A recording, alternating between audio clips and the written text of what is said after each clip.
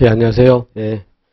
오늘부터 민사소송법 기본 강의를 시작하도록 하겠습니다. 그래서 일단은 이제 전체 계획을 먼저 짜면요. 이제 그 강의 계획서 보고서는 준비를 해볼 수 있도록 합시다. 그래서 강의 계획서 받았죠.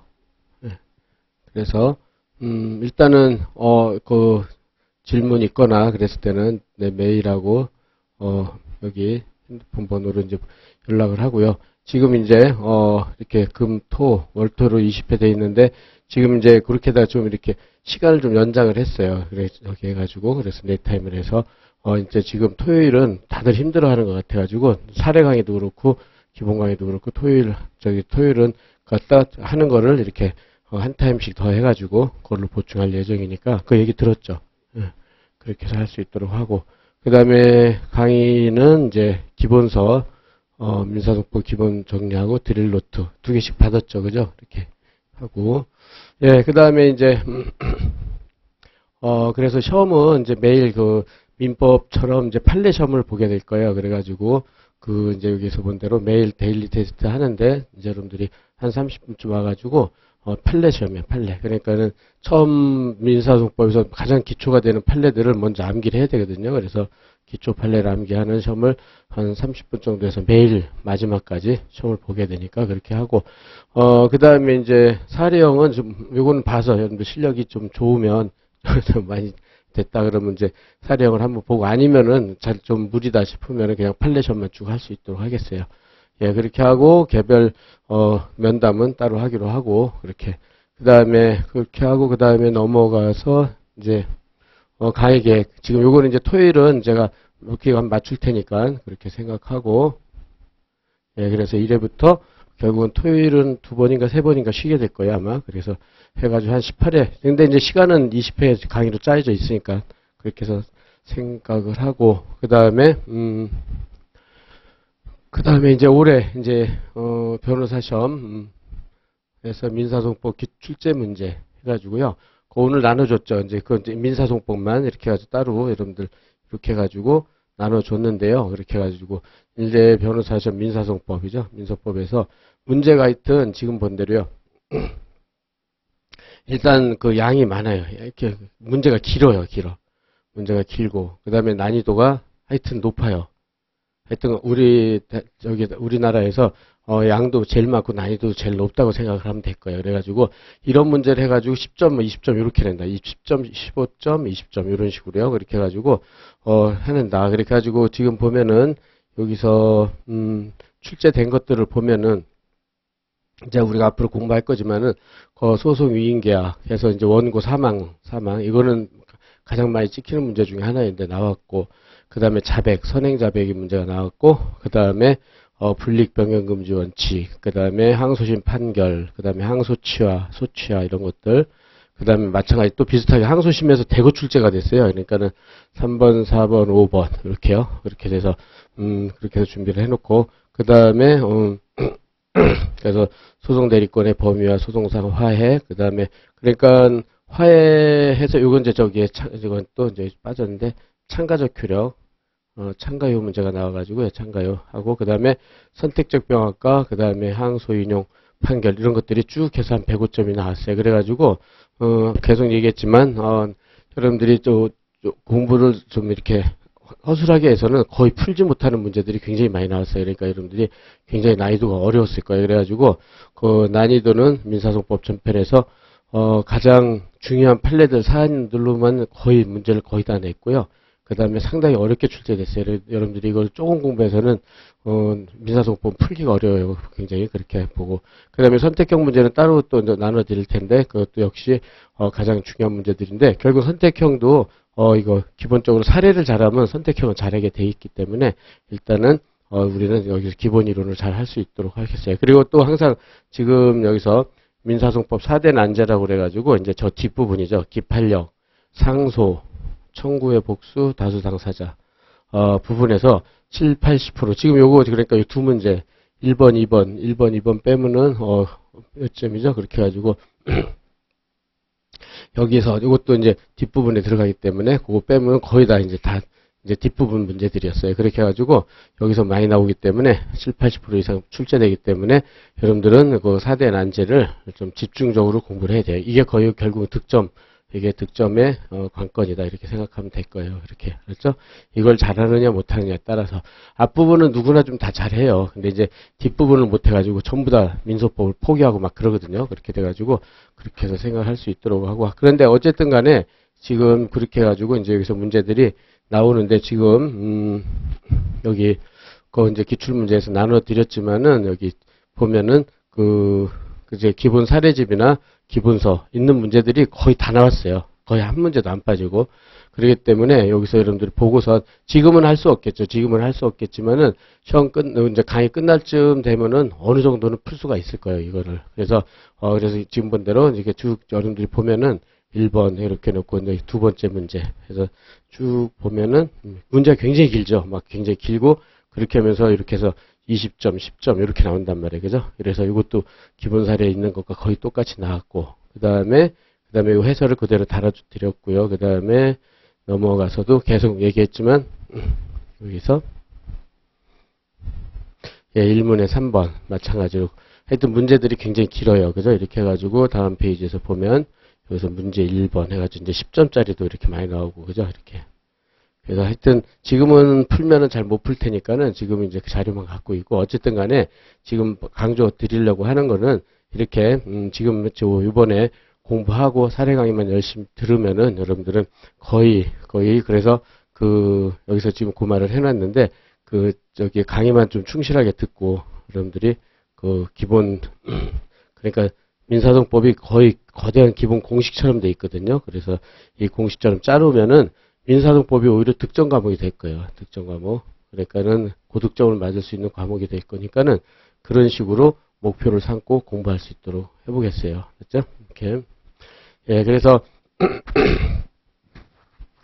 그래서 여러분들이 보면 대부분 민사소송법을 제일 어려워해요. 이게 민소법이 난이도가 높아가지고 이거는 굉장히 어려워서 이걸 잘 공부 제대로 못하는데 민사소송법은 지금처럼요. 강의를 들어서 어느 정도 실력을 쌓아놓으면은 거의 지금 100점 정도 출제되니까 한 70점 이상은 맞을 수 있는 과목이에요. 이거는. 그죠?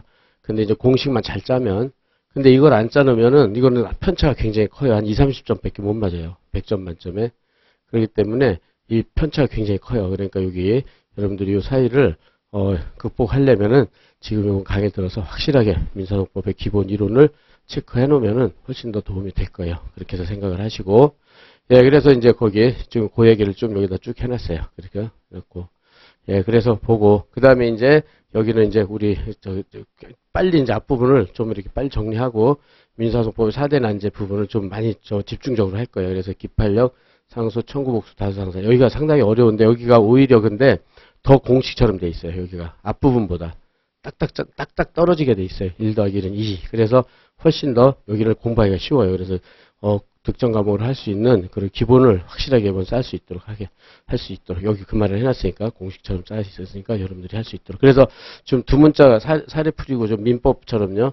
민법보다 여기가 더해요. 사례풀이 구조하고 이제 그 두 문자를 따가지고 외우는 게 그래서 이렇게 해서 해놓으면은 여러분들이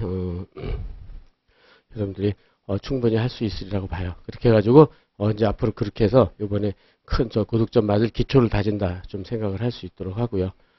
그리고 이제 앞으로 강의 계획인데 이제 여기서는 이제 첫째 이제 지금 예비순환 강의가 시작되겠죠. 이제 기본서 강의 기본서로 하고 그 다음에 이제 월요일부터 하는 사례 그죠?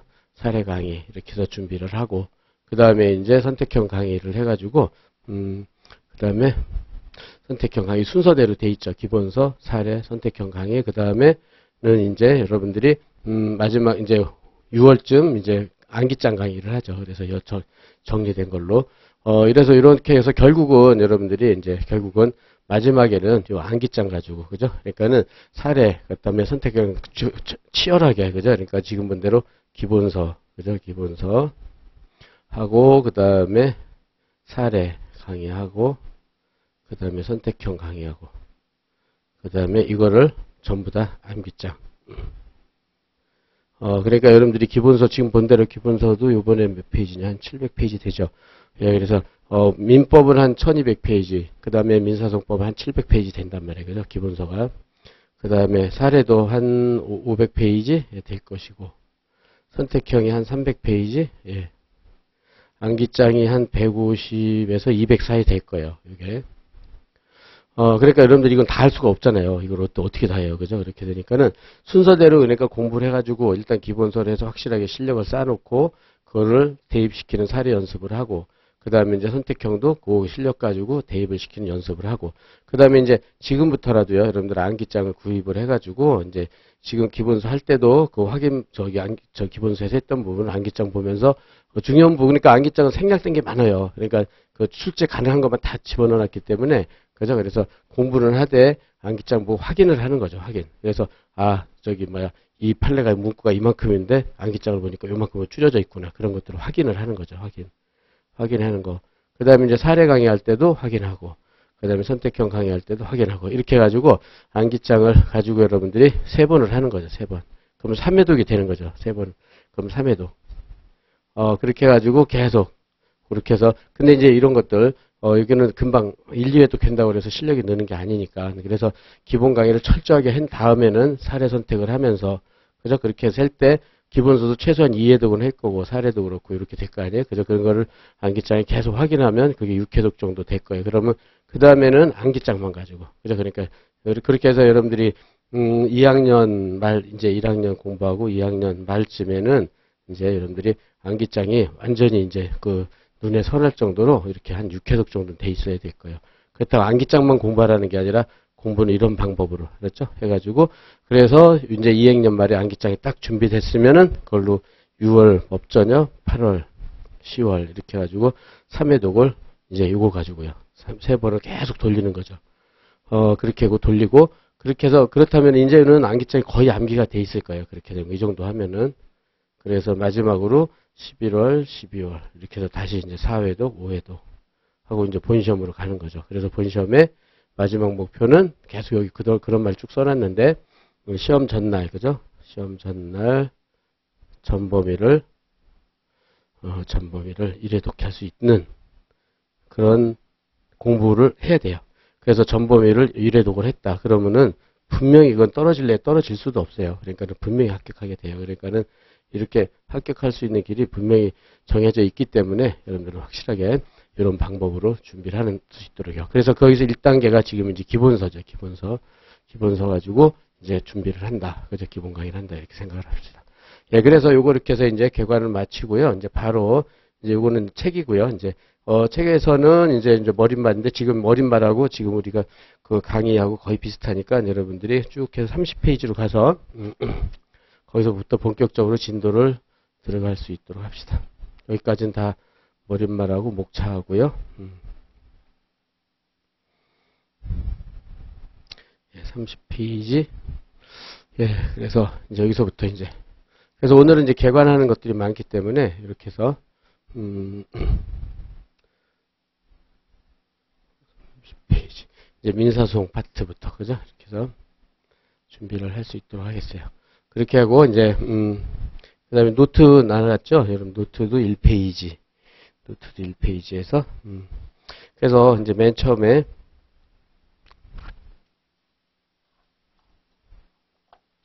예, 그럼 이제 오늘 개관을 해보도록 합시다. 민사소송에서 첫날이 아주 중요해요. 첫날에 민사소송 개관을 해서 일단은 책을 읽을 수 있는 그런 능력을 키워야 돼요. 그래서 그러려면 용어도 익숙하게 돼야 되고 그런 다음에 민사소송 절차 어떻게 흘러가는지 그런 거를 정확하게 알아야 되기 때문에 첫날 지금 이 개관이 아주 중요하다고 보고요. 그걸 확실하게 여러분들이 이해하고 숙지할 수 있도록요. 그 다음에 민사소송 이제 민사소송을 한다. 그리고 민사소송은 일단은 항상 민사는 뭐 민법이든 민사소송법이든 일단은 이 당사자 사이에 분쟁이 있어야 돼요. 그래서 분쟁이 있어야 된다.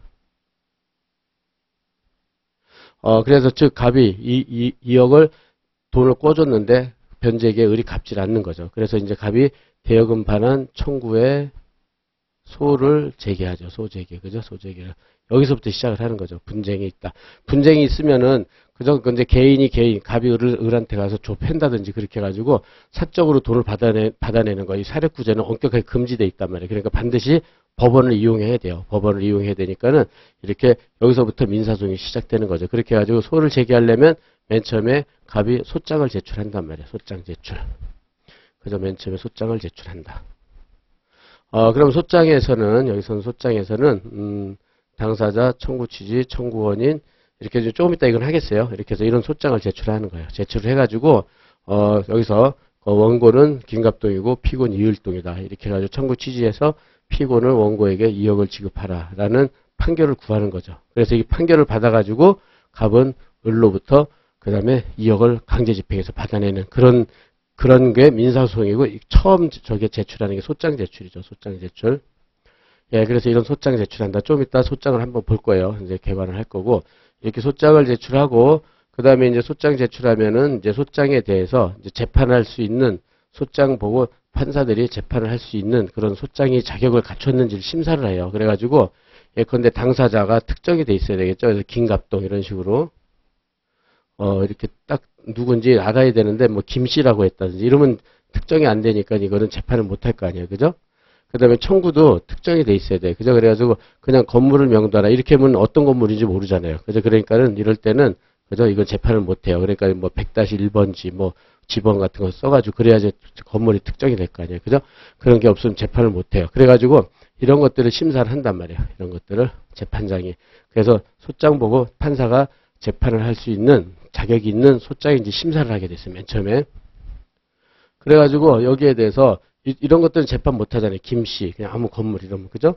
그러니까는 이런 거는 보정명령을 내려요. 재판장이. 야, 가서 김 누구냐, 김갑동이냐, 김갑돌이냐 써오고 건물도 몇 번지 집원 호수를 써와라. 이렇게 명령을 하는 거죠. 그런데도 불구하고 원고 보정을 안 하잖아요. 그러면은 이제는 소장 자체를 받아주질 않아요. 그러니까 내쫓는다는 거예요. 소장 각하 명령을 해요. 그러니까 각하라는 말은 안 받아준다는 거예요. 안 받는다. 안 받아준다. 그래서 이렇게요. 그래서 소장 각하 명령을 내려서 처음에 끝나버려요. 이렇게 되면. 더 이상 재판 진행이 안 돼요. 근데 만일 이제 보정을 했어요. 그러면 이렇게 보정을 하고, 그래서 보정을 해서 이제 소장이 재판할 수 있는 자격을 구비했다. 보정을 해서. 그렇다면 소장 부분을 피고한테 송달을 한다. 소장 부분을 피고한테 송달을 해줘요. 왜냐면 소장을 얘한테 송달을 해줘야 을하고랑 재판이, 그러니까는 법원이 있고, 이제 원고가 소장을 제출한단 말이에요. 법원에. 그러면 소장 제출하면은, 법원이 재판을 하는데 원고랑 둘이 할 수는 없잖아요. 그죠? 그러니까 둘이 할 수 없으니까는 피고한테 이거를 송달을 해줘야, 그죠? 피고한테 소장 우편물로 붙여줘야 되겠죠. 그죠? 송달을 해줘야 얘가 이제 자기한테 소재기 된 걸 알고 결국은 이렇게 3면, 이렇게 원고, 법원, 피고 이렇게 3면이 재판을 진행하게 되겠죠. 그죠? 그래서 이거를 반드시 송달을 해주는 거죠. 그래서 송달을 한다. 그런데 송달을 했는데 이번에는 피고가 여기에 대해서 아무런 답변서를 제출 안 해요. 그럼 다툴 의사가 없는 거죠. 그랬을 때는 더 이상 재판 진행을 안 해요. 그래가지고 민사소송법에 의하면은 이렇게 아무런 답변서 제출하는 무변론, 이 무변론이라는 건 변론기를 안 여는 거예요. 변론기는 이렇게 그 공개법정에서 재판하는 게 변론인데 그거를 안 열고 그냥 원고 승소 판결을 내려주는 거죠. 원고 승소 판결을 이렇게. 그래서 끝내버려요. 여기서 또 끝내버린다. 그랬는데 여기서 답변서 제출을 했다. 그죠? 만약 이제 제출을 했어요. 그럼 또 진행을 하는 거예요. 계속 이렇게 진행을 해서 이번에는 소송 요건을 심사하게 됐어요. 소송 요건 심사. 그 소송 요건은 뭐냐면 이게 이건 한문인데 소죠. 소가 적법하기, 그러니까 민사소송법을 지켜야 돼. 그러니까 적법하기 위해서 구비해야 될 사항들이에요. 구비해야 될 사항. 그렇게 해가지고 맨 처음에 법원에 대한 소송 요건, 그 다음에 여기서 본 대로 이거 순서대로 이렇게 지금 가장 중요한 것만 치면은, 그래서 법원에 대한 소송 요건, 당사자에 대한 소송 요건, 청구에 대한 소송 요건. 그러니까 우리 민사소송은 항상 이 세 개로 이루어져 있어요. 법원이 있어야 되겠죠. 그 다음에 원고 피고 있어야 되겠죠. 당사자. 그 다음에 청구가 있어야 되겠죠. 청구. 그죠? 이렇게 항상 세 개 요소가 돼 있다는 거. 원고, 피고, 청구. 그죠? 이거에 대해서 이렇게 법원이 재판을 하려면은 민사소송법을 지금 민사소송법에 적합해야 되는데, 그러려면 구비해야 될 것들이 뭐 있느냐. 그러려면 재판권이 있어야 되고 관할권이 있어야지만 적법하게 되는 거죠. 둘 중에 하나라도 흠이 있으면, 소는 부적법 해가지고, 부적법. 해서 소를 각하하는 판결을 내리게 돼 있는 거예요. 그죠? 그 다음에 당사자 능력이 있어야 되고 소송 능력이 있어야 된다. 당사 능력은 이제 이거는 권리 능력에 해당되는 거죠. 그래서 사람이 살아있어야 돼요. 그죠? 죽은 사람을 상대로 재판할 수가 없잖아요. 그죠? 권리 능력, 민법상 권리 능력에 대응하는 능력으로서 당사자 능력이 있어야 되고요. 그 다음에 소송 능력이 있어야 된다. 그래서 행위 능력이 있어야 돼요. 그래서 민법상 권리 능력, 행위 능력에 대응하는 것이 당사자 능력, 소송 능력이에요. 이게 흠이 있으면 소는 부적법해요. 그러니까 부적법, 즉 위법하는 거예요. 민사소송법을 위반한 거예요. 민사소송법 위법. 그래서 부적법하고 위법이 같은 말이죠. 위법.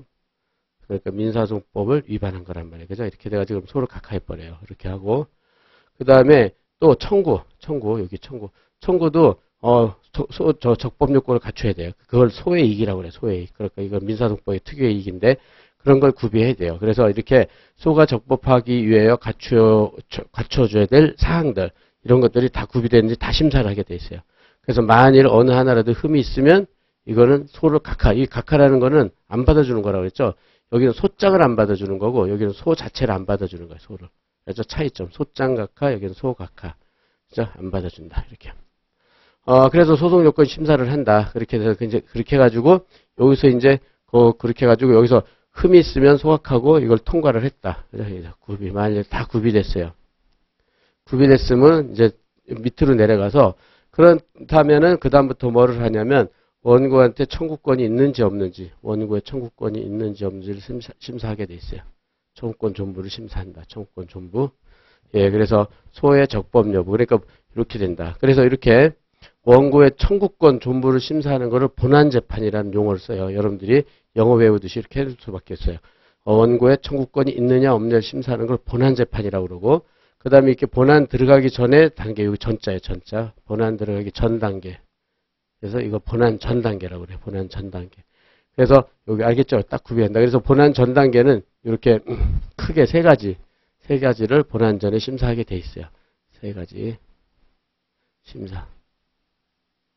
그래서 소장 심사, 소장 부분 송달해가지고 그 다음에 이제 피고의 답변서 제출하는지 보고 그 다음에 소송요건 심사를 한다.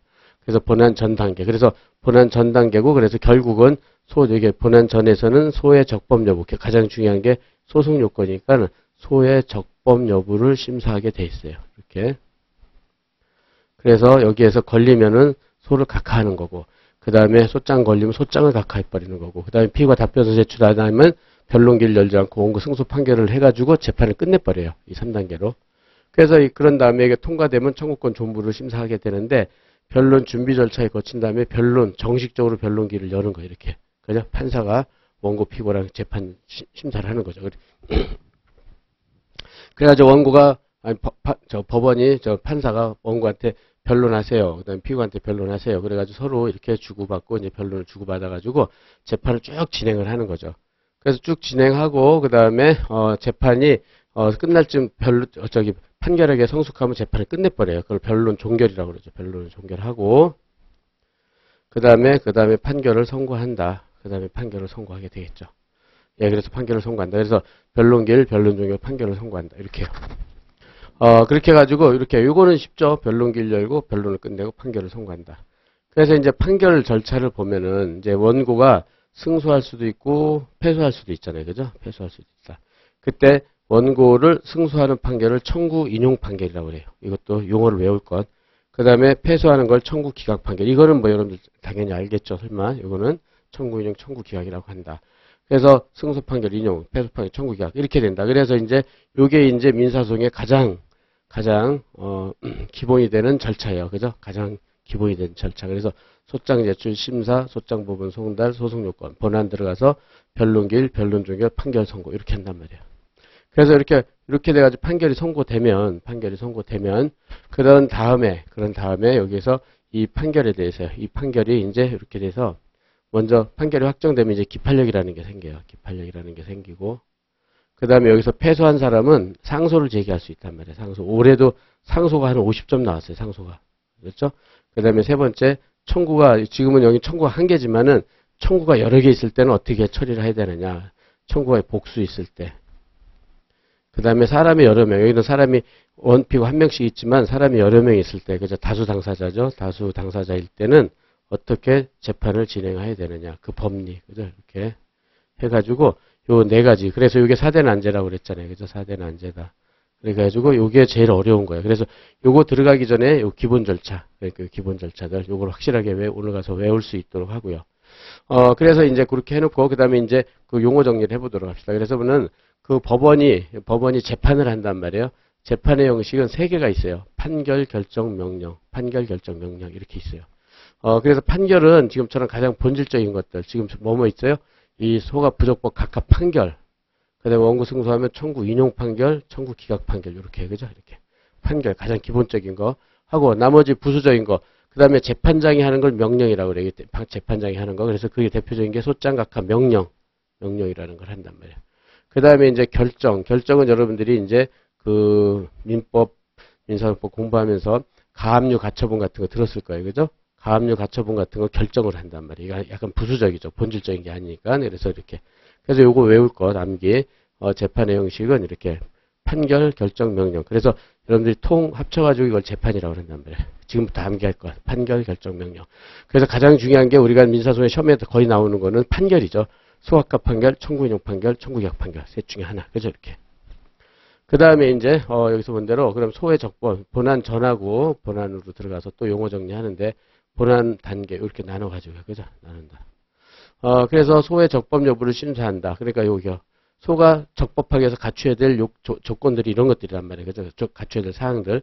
이런 것들을 구비해야 돼요. 그래서 여기에 대해서 구비했으면 적법한 거고, 구비 못했으면 부적법이란 말이에요. 그죠? 그래서 여기서 본 대로 흠이 있으면 소를 각하하는 판결을 내린단 말이에요. 소를 각하.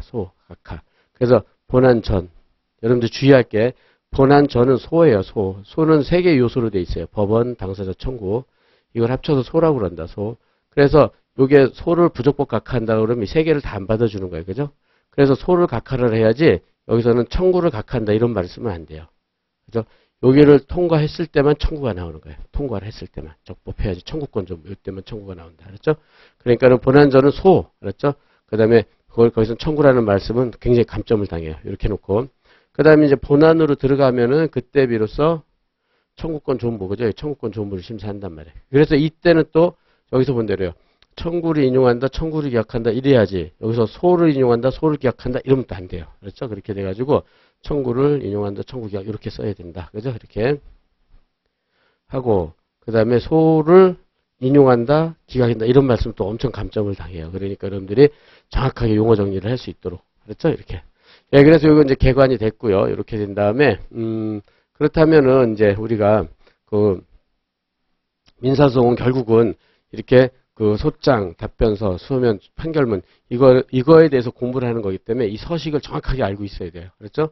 그래서 소장 제출하고 답변서 제출하고 준비서면 제출하고 판결, 국가에서 판결을 내린다. 법원에 있죠. 그래서 그 교과서 읽다 보면은 이제 소장 얘기도 나오고 답변서 얘기도 나오고 준비서면 얘기도 나오고 그다음에 판결도 쭉 서술이 돼 있단 말이에요. 그죠? 그러면 이거 서식을 모르면 어디를 하는지를 몰라요. 그러니까 여러분들이 이번에 요 최소한의 서식을 보고 아, 이 부분이 이런 거구나 해서 좀 오늘부터 익숙하게 좀 이렇게 서식에 좀 여러분들이 숙지를 해놔야 돼요. 안 그러면은 책을 읽을 수가 없어요. 이 책이 무슨 얘기를 하는지를 몰라가지고. 그래서 민사소송은 처음엔 그래서 이런 용어 정리가 아주 중요해요. 처음에 용어 정리. 그래서 서식 정리. 알았죠? 그래서 소장 본다. 소장부터. 그래서 여러분들이 아마 여기 나간 거 있죠? 여기 맨 처음에 소장. 그래서 나간 거. 요걸 좀 연습을 하겠어요. 첫날은 이런 개관을 하는 게 많기 때문에 여러분들이 이런 해가지고 집에 와서 복습을 해서 서식에 익숙해져야 돼요. 결국은 이 서식을 보고 이걸 공부하는 게 거의 민사소송이기 때문에 알겠죠? 이렇게 해서 그래가지고 여기에 대해서 맨 처음에 소장 이렇게 그러면은 맨 처음에 소를 제기한 사람이 원고죠. 원고 김갑동. 그리고 한문 쓰고 그 다음에 주소 쓰고 그 다음에 여러분들이 이제 또 이제 변호사 시험에서 이제 기록형도 쓸 때 이거 그대로 쓰는 거란 말이에요. 이거 그대로 암기해서 이걸 연습을 할 거란 말이에요. 그러니까 이게 가장 기초적인 소장이라고 생각해 두세요. 그래서 오늘 기록까지도 좀 공부한다 생각을 하면 돼요. 그래서 원고에 여기서 문제로 한문 쓰고 주소 쓰고 이렇게 되면은 이 김갑동은 대한민국에 있는 다른 김갑동과 구별이 되겠죠. 이런 거를 당사자를 특정한다 그래. 그죠? 특정한다. 그죠? 이러면 그럼 얘는 대한민국 김갑동이 많을 거 아니에요. 그죠? 근데 서울 중구 소공동 한문 저렇게 김갑동 이런 사람은 딱 한 명일 거 아니야. 그죠? 그래서 특정이 되는 거예요. 그렇게 하고 그 다음에 얘가 변호사를 선임했죠. 소송대리인 변호사 2, 3수. 그럼 여러분들이 이제 이놈의 변호사를 하려고 이 공부를 하는 거니까 그래서 여기 주소 써서 변호사도 특정을 하는 거죠. 변호사. 그 다음에 피고는 이을동. 마찬가지로 한문 쓰고, 그 다음에 주소 쓰고. 해가지고, 이을동도 마찬가지로 대한민국에 있는 다른 이을동과 구별이 되겠죠. 그죠? 여기서 특정이 된다.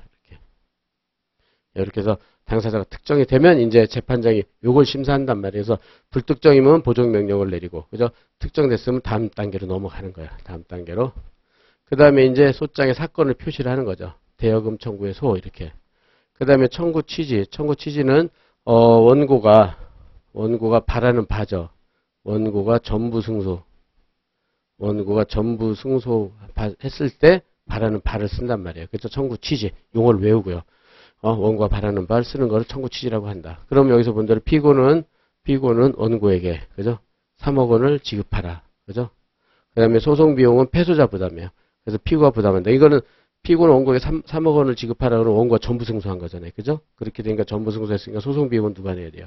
피고가 전부 패소했으니까는 피고가 부담하겠죠. 그래서 패소자 부담이다. 이런 거는 상식적으로 좀 알아놓고요. 패소자 부담. 그 다음에 이거를 임시적으로 집행을 할 수가 있어요. 가집행. 그래서 이렇게 소송비용 가집행은 시험에 안 나오는데 지금부터 간단하게 기록에는 써야 되기 때문에 기록을 대비해서 여러분들은 간단히 연습을 해놓는 거죠. 대비를 해서 소송비용과 가집행. 그러니까 제일 중요한 건 요거죠. 본질적인 거는 원고가 전부 승소 판결을 받았을 때 바라는 바. 그죠? 피고원고 1억을 지급하라. 라는 판결을 구합니다. 이래서 이렇게 딱 됐죠. 예, 그래서 이렇게 됐고, 그러면 이 청구 취지를 청구하는 그 원인이 뭐냐? 그래, 청구 원인이에요. 청구 원인. 그래서 이거는 뭘 쓰냐? 민법상 요건 사실. 우리가 민법에 그렇게 많이 외웠던 요건 사실들을 여기다 쓰게 돼 있는 거예요. 요건 사실을 쓴다. 그렇죠, 이렇게. 그래가지고 요건 사실. 그럼 대여금 청구의 요건 사실은 이제 여러분들이 민법 할 때 공부했겠지만은 첫째, 소비대차 계약을 하고 그다음에 두 번째, 돈을 3억을 지급했고 세 번째, 이행기가 도래하고 이 세 가지의 요건 사실을 구비를 해야 돼요. 그래서 이걸 써야지 이 세 가지 요건이 구비돼야지 청구권이 생기잖아요. 그죠? 이렇게. 그래서 그러면은 이렇게 했는데 그러면 여기 다 들어가 있는가 보는 거죠. 그러면은 원고는 2018년 7월 1일 피고에게 3억 원을 변제기 같은 해 9월 30일로 정하여 대여하였습니다. 그럼 여긴 다 들어가 있는 거예요. 그러니까 지금 본 대로 2018년 7월 1일 소비자체 돈 꿔주는 계약을 했죠. 그 다음에 3억 원을 지급했죠. 그 다음에 9월 30일로 변제기죠. 변제기. 그래서 변제기 도래인데 여기서 본 대로 그런데 피고는 이 변제기일이 지나도 도래했죠. 그죠? 요건이 3개가 다 들어갔죠. 그러니까. 그죠?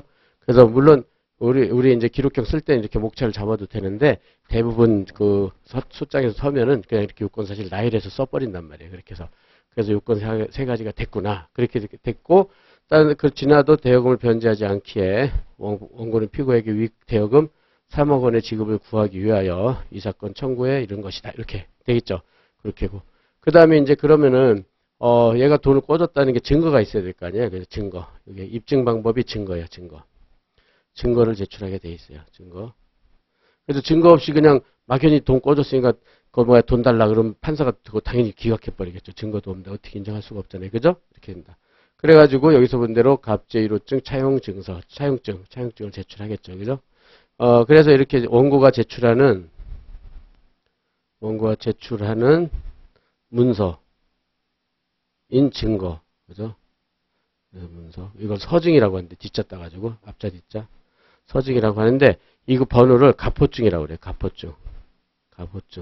그래서 갑제1호증, 2호증, 3호증에서 쭉 쓰게 돼 있어요. 그 다음에 피고가 제출하는 거는 다음에 보겠지만 의로증이라고 그래요. 의로증.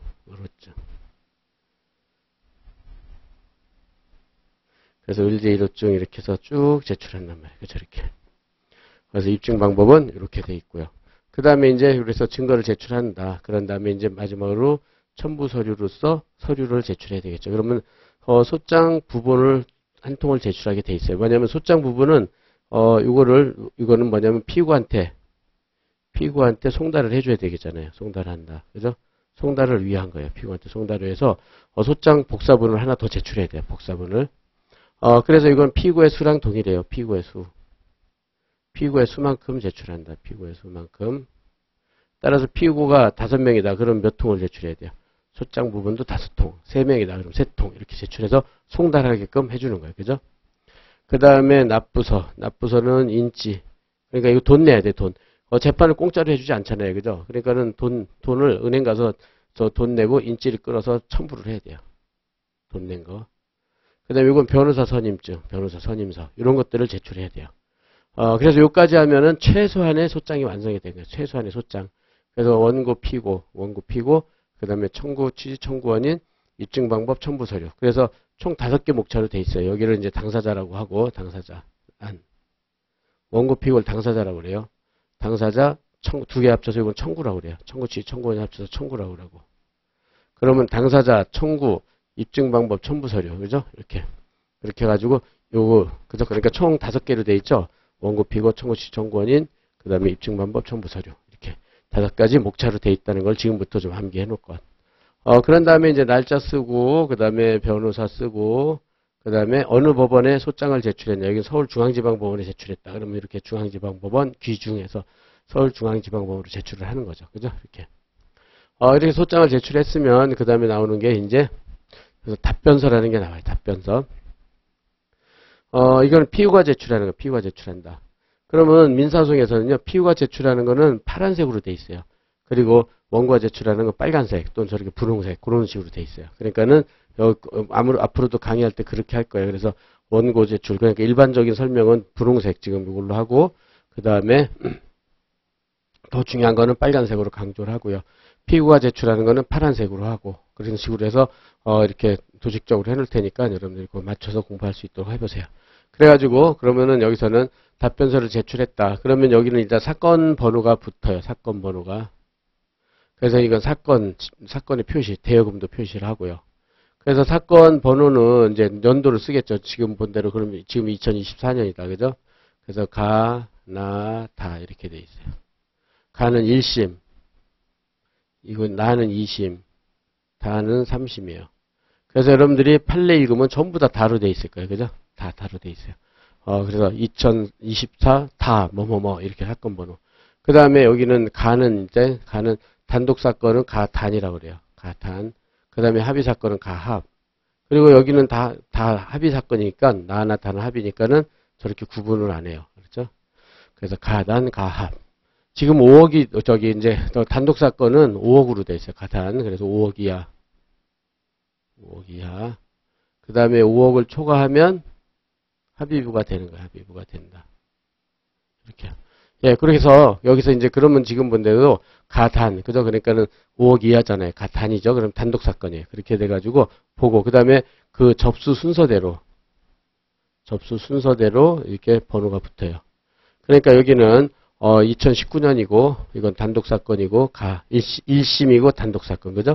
그 다음에 123번째 접수가 된 거예요. 이 재판부에. 알았죠? 사건 됐고요. 그래서 이런 거 읽는 것도 여러분들이 이제 법조인으로서 이런 것도 아주 상식적인 법적 상식은 탁탁탁 체크해서 용어 정리 계속 영어 외우듯이 탁탁탁 해놔야 돼요.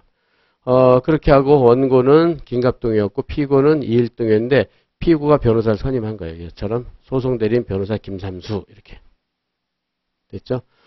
그래서 그러면 이제 피고의 변호사가 이제 답변서를 제출하는 거예요. 그래가지고 원고 소장에 대해서 피고의 소송대리는 다음과 같이 답변합니다. 이렇게.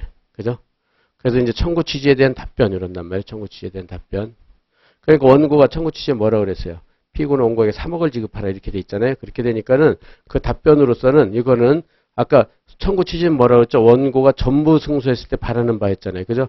청구 취지의 답변은 피고가 전부 승소했을 때 바라는 바예요. 그럼 피고가 전부 승소하는 판결은 무슨 판결이라고 그랬어요? 피고가 전부 승소하면 원고는 전부 패소겠죠. 그럼 전부 패소 판결을 뭐라고 그랬어요? 청구 기각이라고 그랬잖아요. 그죠? 그러니까는 원고의 청구를 기각한다. 이렇게 쓰고. 그 다음에 원고가 졌으니까 소송 비용은 원고가 부담한다. 그죠? 패소자 부담. 그 다음에 라는 판결을 구합니다. 이렇게 되면은 피고가 전부 승소한 게 되겠죠. 청구 기각이 나면. 그죠? 이렇게. 그 다음에 이제 청구 원인에 대한 답변 해가지고 여기서 그래서 여기서 본대로 피고는 피고가 원고로부터 2018년 7월 1일 3억 원을 변제기는 같은 해 9월 30일로 여기 가보세요. 요 두 번째 거부터 했어야 되는데 예, 똑같이 이거부터 합시다. 이거부터 여기 아까 여기 미리 설명됐죠? 사건 가단 대여금 김갑동 이율동 소송대리인 그래서 소송대리인 다음과 같이 답변한다. 청구 시에 다 답변 원고 청구를 기각한다. 됐죠? 그래서 소송비용 원고가 부담한다. 됐고요. 그 다음에 청구 원인에 대한 답변. 그러면 원고의 요건 사실에 대해서 원고가 주장하는 사실에 대해서 나는 왜 돈 줄 의무가 없다고 주장을 하겠죠. 그랬을 때 여기서 본 대로 피고는 원고로부터 원고 주장 일시에 원고 주장 금원을 대여받은 사실이 없습니다. 이렇게. 그래서 없다. 이런 것들을 뭐라고 그러냐면 법적으로 이런 것들을 부인이라고 그래요. 부인. 법적으로. 여러분들이 상식적으로 부인이라는 뜻이 뭐예요? 이건 아니라는 뜻이잖아요. 아니다. 안 꿨다. 그런 것처럼 이렇게 원고로부터 대여받은 사실이 없습니다. 안 꿨습니다. 이렇게 부인이 되는 거야. 부인의 답변서. 그러면은 부인되면은 원고가 꿔줬다는 걸 증명을 해야 되겠죠. 그죠? 그렇게 돼가지고 안 그러면 원고가 치니까. 그래서 하여튼 그죠? 이 청구 원인에 대해서 안 꿨다. 이 부인 안 꿨다는 뜻이 안 꿨다. 그러니까는 나는 돈 줄 의무가 없다. 이렇게 되겠죠. 이렇게 돼가지고 이걸 부인의 답변서라고 그래. 이렇게 나는 안 껐다. 이렇게 하는 걸. 그 다음에 이제 나머지는 날짜. 그 다음에 소송대리인 변호사 쓰고 이제는 서울중앙지방법원 제3민사부. 그러니까는 최초의 소장이 제출되면 그죠? 아까 소장 제출하는 건 그냥 중앙지방법원에 제출하면 되는 거고 중앙지방법원에서는 그 민사부가 그죠? 그러니까 1부, 2부, 3부, 그다음에 1단독, 2단독, 3단독 쭉 있으면은 배당을 해준단 말이에요. 근데 여기는 3부에 배당이 됐다는 뜻이야. 3부에 그죠? 이렇게 되니까는 이렇게 3부가 됐겠죠. 그죠? 이렇게. 그래서 여기가 부인의 답변서고요. 그 다음 거를 보면 이렇게 아까 똑같죠. 위에는 청구 원인에 대한 답변에서 원고와 피고는 원고로부터 2018년 7월 1일 3억 원을 변제해 같은 해 9월 30일 정하에 차용한 사실을 인정합니다. 요거를 자백이라고 그래요. 자백의 답변서. 이렇게. 인정하니까 자백이다. 이거 모르는 사람 없잖아요. 이렇게 상식적으로도. 그죠? 인정하니까 자백. 그러나 피고는 원고와 변제기 후인 2018년 12월 20일 대여 금액을 2억 8천으로 감액하기로 합의를 했고 요거는 그러니까 2억 8천으로 감액했으니까 2천만 원을 민법적으로는 면제를 받았다는 거죠. 2천만 원 면제 깎아줬다는 거고 그 다음에 2019년 1월 19일 위 2억 8천을 모두 지급하였으며 지급했다는 건 뭐죠? 이거는 변제했다는 거죠. 변제. 그래서 변제. 이런 것들 갖다가 2천은 면제받았고 2억 8천은 변제했다. 그래서 이건 항변이라고 그래요. 항변. 아까 안 껐다는 것은 부인이고 이렇게 갚았다. 면제받았다. 이렇게 하는 건 항변이라고 그래요. 그건 나중에 다시 자세히 할 테니까 그렇게 해가지고 이건 항변의 답변서예요. 항변의 답변서. 대여금처는 모두 소멸하였다. 그래서 청구는 부당합니다. 그렇게 하고 그럼 피고도 증거를 제출해야 될 거 아니에요. 그죠? 증거를 제출한다. 이렇게 증거를 제출하는데 이렇게 돼가지고 그럼 여기 합의했다. 그러니까 합의했으니까 여기에 이제 증거로 들어가겠죠. 그죠? 그래서 피고가 제출한 증거는 뭐라고 그랬어요? 의료증이라고 그랬잖아요. 의제의료증 합의서. 그죠? 그 다음에 이제 지급했다. 변제했다는 거. 요거는 이렇게 내려와서 변제했으니까 영수증을 써줬겠죠? 의제의료증. 이렇게 두 가지를 제출하는 거야. 그렇게 해가지고 이렇게 해서 입증이 되면은 피고가 이기겠죠. 그죠? 3억에서 2천만 원은 면제받았고 2억 8천은 변제했기 때문에. 그죠? 그 다음에 주소 쓰고 서울중앙지방법원 제3민사부 기준 이렇게 해서 딱 쓰면 돼요. 그래가지고 답변서는 지금처럼 부인의 답변서 앞페이지요. 앞페이지 부인의 답변서하고 그 다음 페이지 항변의 답변서가 있다는 것 이렇게까지. 예, 그래가지고 요까지 해봅시다. 그럼 지금 1교시 끝났으니까 또 10분 쉬는데 요거 이제 서식하고 앞에 그죠? 그러니까 개관한 거 요거까지를 한번 쫙 읽어보세요. 요까지를 여기 하고 그 다음에 두 파트를 읽어서 좀 그러니까 여기를 알아야 이제 본 진도가 들어간단 말이에요. 어느 정도는 알아야 암기는 안 됐더라도 이해는 하고 어느 정도 여러분들이 암기하려고 노력을 해야 돼요. 알겠죠? 예, 그러면 지금부터 10분 쉬고 여기를 진행하겠습니다.